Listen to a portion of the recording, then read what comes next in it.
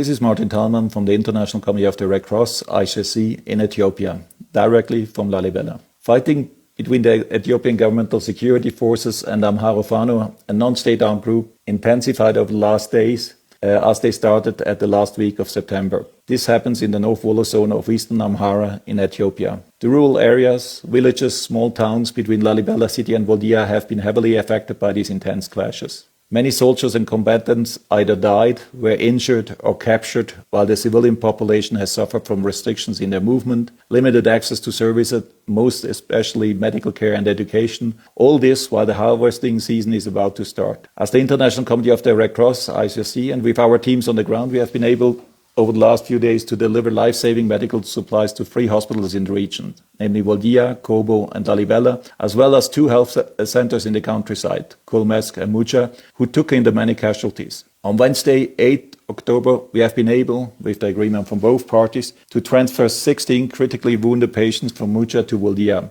This was part of a unilateral release operation of captured soldiers by Amhara Fano, handed over to the ICRC, and then transported crossing the front line and handed over into the care of the Ethiopian security forces in Woldia town. On Thursday, 9th October, we also managed to visit detained soldiers held by Amhara Fano in a remote, high mountainous region and assess their situation and treatment. The detention visit was undertaken in accordance with ICRC's usual long-standing modalities for detention visits, as we do them all over the world in conflict situations. In our continuing confidential dialogue with both parties to this armed conflict, we, the ICRC, reminded all parties of their obligation under international humanitarian law, IHL. These rules protect persons who are not or no longer participating in hostilities. This includes persons who are captured or wounded, regardless if they are civilians or combatants. We, the ICRC, will continue with our activities in proximity to the front lines and continue to offer our services as a neutral intermediary between the parties to the conflict. International Committee of the Red Cross.